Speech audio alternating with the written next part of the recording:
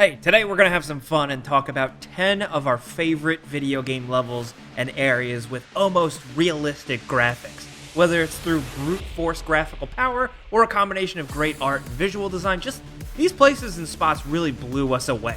There are so many more out there though, so we'd love to see and hear yours in the comments for a possible sequel to this video. Keep that in mind, but let's just get started off with number 10 and talk about the opening level of Battlefield 1.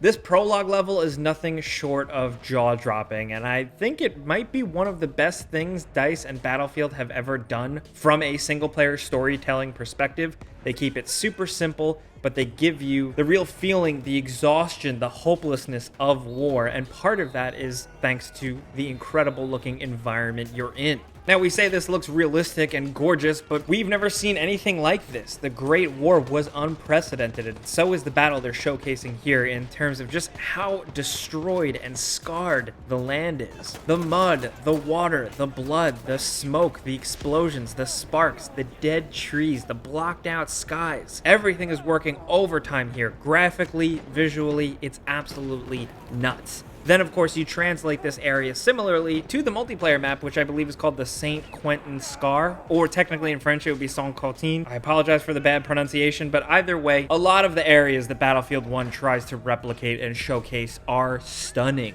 Next, over at number 9, let's stick with the war shooter stuff with Call of Duty Modern Warfare. Two things we want to highlight. First, Fog of War. This is the first mission in the game, and right from the start, just the way the game handles darkness and foliage, it looks like a real photograph. The level is kind of a good way of flexing and showcasing right off the bat where they're like, hey, that's right, you're playing in a new Call of Duty engine, baby. But the level just kind of amps up, and by the warehouse sequence in the end, when the action truly ramps up, you just get to see how good this game really looks. Then in a more subdued, subtle way, Clean House. This is the early Modern Warfare sequence where you do the house raid in London. It looks realistic just because it's a very well-designed home. It feels like a real place where people live. Thanks to the visual design, thanks to the graphics, thanks to the way they handle sound, and thanks to the way the people in the house animate. It is incredibly gory and shocking, but part of that is because it looks so real. Also, the game just does a really good job with the darkness effects and the night vision goggle effects. It really sells it all completely.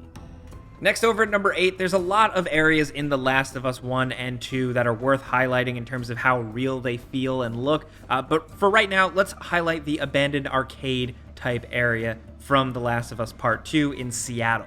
This spot is actually reminiscent of a lot of the areas you encounter in the first game, just lived-in areas, like with a bar, with a stool, foosball tables, then the arcade area, which is riddled with arcade machines, air hockey tables. The level of detail is really fun to just stop and slowly walk around and check out and appreciate. From dirty stuff on the counters to the actual graphical design of all the logos on the arcade machines and the skee-ball machines and stuff like that, coupled with the rain and the lighting effects coming from outside. I would say the abandoned arcade and really the whole area you explore on your boat, that whole sequence, all of that is stunning and comes off very real. Now, over at number 7, if we're talking PlayStation games, let's acknowledge Spider-Man PS4. Now, we can spend a whole video talking about the open world New York City and how accurate it is, but we're talking about individual levels and sequences. So, the one we wanted to highlight today is the Grand Central Station mission. You play through this mostly as Mary Jane, and it kind of gives you a ground level look at the area. From the shiny, polished floors, to the big columns, to the sense of scale, to the clocks, to the ticket counters. As someone who lives in New York, I can tell you, this is a really incredible recreation of Grand Central Station. It looks great from the outside when you're swinging around as Spider-Man, but when you're on the ground as Mary Jane in the place like you would be as a real person, hot damn does it look good. Yes, it's definitely modified here and there because of the story scenario and marketing stuff, like they can't have the Apple Store in there for copyright reasons, or any of the restaurants or anything like that, but still, they absolutely sell it. It's even more fun when you look back at older Spider-Man games. This isn't the first Spider-Man game to feature a mission inside Grand Central Station, and you really just get to appreciate how far they've come. This thing really looks like the real thing. Not to mention, if you're playing the updated version on PS5 with improved lighting and graphical effects, chef's kiss. Next, over at number 6, let's talk Uncharted. First, we'll briefly highlight Uncharted: The Lost Legacy, which is still not talked about enough. We'll highlight the first opening area. This is kind of like the setup intro. It's called The Insurgency, and it has you wandering through an Indian market and city area. This is probably the most recent example in a long line of areas that Uncharted has just really nailed in terms of bustling markets. The amount of people going about doing their thing very convincingly, to the amount of detail in the garbage cans, the fences, the cloth, then the detail down to the actual ground floor itself. All of it is very impressive in motion, and it makes you feel like it's a real lived-in place. Not to mention another thing, if we're talking lived-in places, we gotta give props to Uncharted 4's Chapter 4, A Normal Life, Nathan Drake's house, or really Nate and Elena. This house just looks like a real believable house. It's not often in video games you see a place where people live and you really believe they live here. This is a regular old living room, a regular old kitchen. It's a little messy. The bedrooms are interesting. The bathroom is convincing. The computers look real on the table. It's just tiny little details you wouldn't really think of otherwise that they really nail here and sell. Yes, thanks in part to the graphical engine. You know, Uncharted 4 still really holds up in the graphics department, but the graphics and all the detail just make it look so unbelievable. Next, over at number 5, let's talk about something more recent. Call of Duty Black Ops Cold War, Desperate Measures. This is the KGB mission. This is a pretty massive mission where you go in and essentially infiltrating the KGB headquarters, and the building, from the lobby to the hallways, everything, it just is convincing. It feels like a real place down to the polished floors, the garbage cans, the ashtrays, the glass and the windows and the doors. It's just really well designed, and thanks to the pretty damn good graphics, it just looks awesome. But it's not really until things get dark where you really see just like how graphically insane this area looks. When you get down through the security gates and down into the basement and down by the furnaces, that's where this game looks really stunning and real. Thanks to the flames from the furnaces gently lighting the place, you see all these steam pipes, cobwebs, and just tons of details you would see in a big, gross industrial basement. I know we're just highlighting a basement, like it sounds really insignificant, but we're appreciating realistic graphics and design here, and this is definitely it. Next, over at number 4, Mafia Definitive Edition, another game that, on the visual standpoint, doesn't get enough love, but let's highlight the Saint and Sinner mission, just because it shows you so much, and all of it is really detailed and good looking. The Saint and Sinner mission gives you like the hotel brothel area first. You get to walk around freely and explore the bar, check out all the ladies. There's dimly lit corners, there's cool classic pool tables. The bar looks shiny, the foliage in the hotel, the plants, the floor design, the columns, everything looks stunning. Then of course you take to the rooftops in a big action scene, and that's where things get even crazier just because you're running from rooftop to rooftop. All of these rooftops are highly detailed with vents, smokestacks, crates, garbage, fire escapes, dudes shooting at you, debris flying everywhere, all while you have this massive city in the background. It is pretty damn good looking, and again, it makes me say, like, this game gets overlooked a lot, but it looks damn good. Then, of course, you are taken from there to the church with that whole shootout,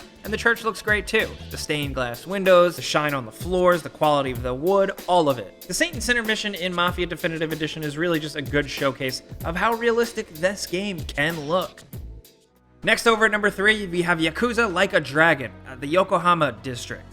Technically not really like a level, but we'll make an exception for this one because it's not really very massive, but it is focused. They definitely do quality over quantity here. The Yakuza games have always done that incredibly well, and Like a Dragon is no slouch. You have street signs everywhere, advertisements, bicycles, garbage cans, the level of detail, the shine on the streets, the glow of the neon. These games have nailed it for a long time, but this new one knocks it out of the freaking park, dude, especially if you look at it side by side with like the real version of this city and these districts. The developers really did a fantastic job here.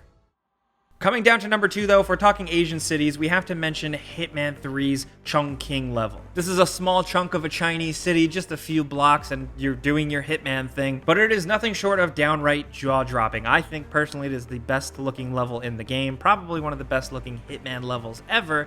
thanks to all the rain effects, the neon, the details of the streets, the alleyways, the construction scaffolding, the civilians milling about doing their thing, the dark, dank, gross interiors. This area is firing on all cylinders, and you believe this is a real place. When you walk down those streets, when you see people walking around, you can see this being a real thing, especially if you're playing on PC with all the settings cranked up. Hitman 3 is really an impressive game when it's running on 11, but regardless of where you play it, it's gorgeous and realistic. We also got an honorable mention, of course, Death in the Family, the England level. The manor you are in is incredibly detailed, down to the panes of glass, the marble floors, the detailed libraries, the smoky lounge areas. Everything is absolutely mind-blowing.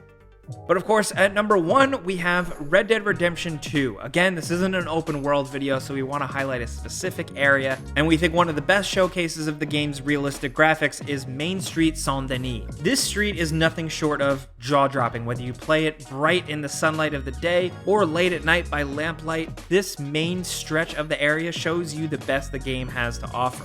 An incredibly meticulously detailed turn-of-the-century city with streetcars, horses, people everywhere, balconies, businesses, real interiors, dusty streets, animals, creatures. It really is truly a sight to behold in motion. Yes, the whole game is, of course, but the raw focus on the specific area and the set of missions really blew us away and stuck with us. It looks so real. Yes, we weren't alive when this game took place, but when you look at this and you look at photographs from history, you'd believe it. That's number 1, but I do want to highlight one more bonus game. Resident Evil 2 Remake. The Raccoon City streets in the opening of the game are stunning. The way the fire projects on the streets, the detail of the alleyways, it actually lives up to the level of detail and quality of those pre-rendered backgrounds from the old Resident Evil 2, but makes it feel convincingly so much like a real place. The level area sequence only lasts like a couple minutes, but it is a visual feast. But that's the point, guys. We're talking about 10 game levels and specific areas with realistic graphics and visuals. Like we said, most importantly, this list could go on forever, so we want to hear your suggestions in the comments. Is there an area or a specific level in a game recently that just blew you away, tricked you? Maybe you thought it was real if you didn't know it was a game? Be sure to share your thoughts with us down in the comments. If you enjoyed this video, consider clicking the like button so we can make more like this. We would really appreciate that. And if you're new, consider subscribing, hitting that notification bell, because we put out videos every single day. But as always, thanks for watching, and we'll see you guys next time.